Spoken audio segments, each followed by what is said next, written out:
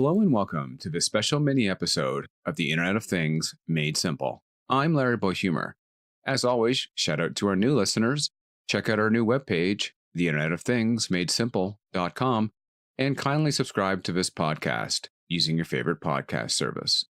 For those of you who are new, mini episodes are kind of unique.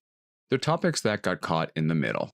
They're too long to be effectively covered in an open segment, but they don't really justify doing a complete main segment, which is 15 to 20 minutes or so.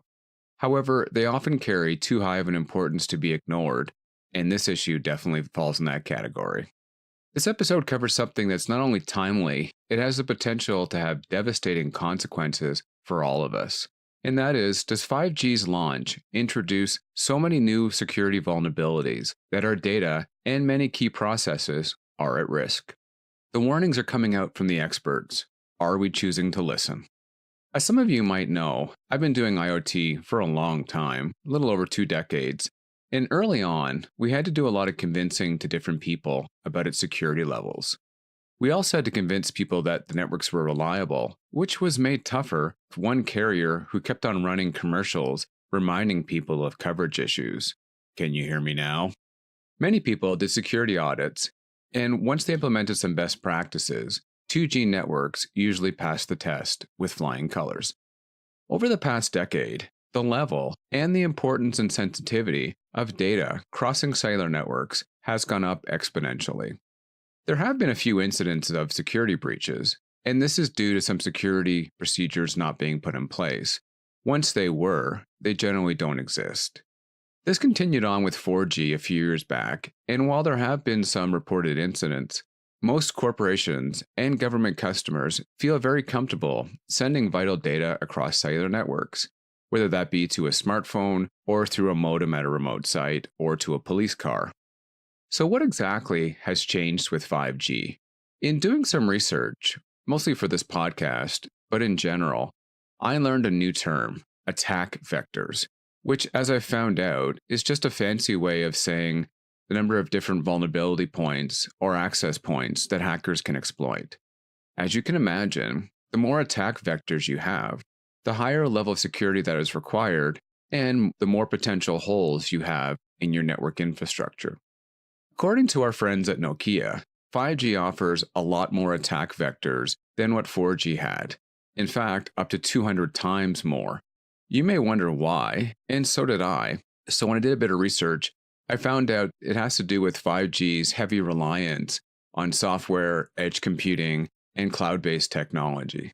It seems that traditional networks were much more closed off, which did limit some of its capability and its ability to do different things, but it also limited its vulnerabilities. Funny enough, according to Lowell McAdam, who's also known as the CEO of Verizon, these extra components are actually selling points in a 5G network in a certain way.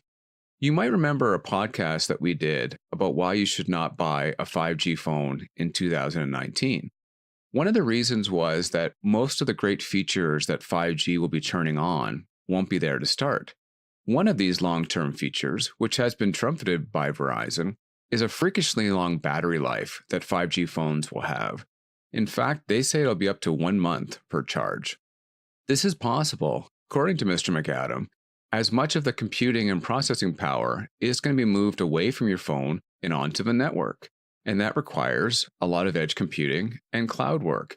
So ironically, the same features that may extend the battery life for your device may be what threatens the security of your data. I don't know about you, but I'd rather plug in once in a while than have my data compromised. So where does this leave us then? Should we just stop the idea of deploying 5G? Well, first of all, that's not going to happen, and that's not what I'm recommending anyways. I don't think we should slow down 5G, and nobody else does. In fact, tens of millions of 5G phones, against my advice, are going to be sold in 2019. Are they at risk? Do remember a few things that's going to help you sleep at night. One, device and software manufacturers in the infrastructure are not in the business of putting out insecure products. It really isn't good for the bottom line.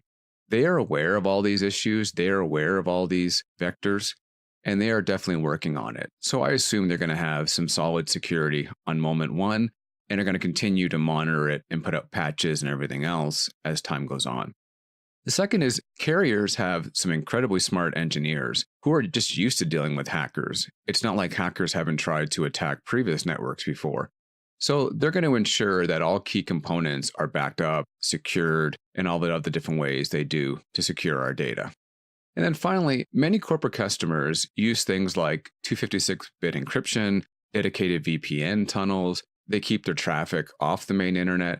So they're already taking some of the security into their own hands. And for the average customer, doing things, as I've mentioned in the past, like changing default username and passwords, locking down your device, creating what's called an access control list, which prevents unauthorized devices from making changes to your device, these things will help keep you secure as well.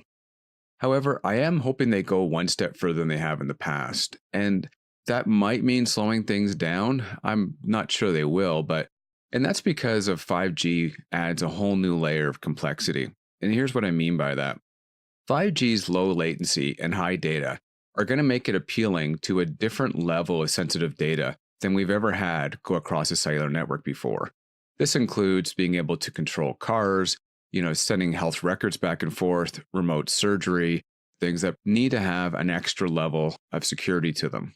It's also going to be the backbone for tens of billions of IoT devices, way more than we have now. Many of these devices are going to be controlling things like traffic systems and other key systems that we rely on. I do hope that the government keeps pressure, that people keep pressure, that the industry keeps pressure on all parties to not only make sure devices are secured on the moment when 5G launches, but we continue to be just as forceful going forward as well. Again, thanks for listening to this mini episode. As always, I love hearing feedback. If we're connected on LinkedIn, that's a good place to start. We also have a Facebook page, The Internet of Things Made Simple. You can feel free to drop me a note through there. Or if we're personally connected, drop me a note that way. And finally, I always ask to take a look at our back catalog, especially for the new listeners. We have some great things in there. Here's 3 examples. 1, why Cat-M, not 5G, will drive the growth of IoT, how IoT has benefited from NASA's space travel, and why parents need to stop hating on Roblox, Fortnite, and Minecraft.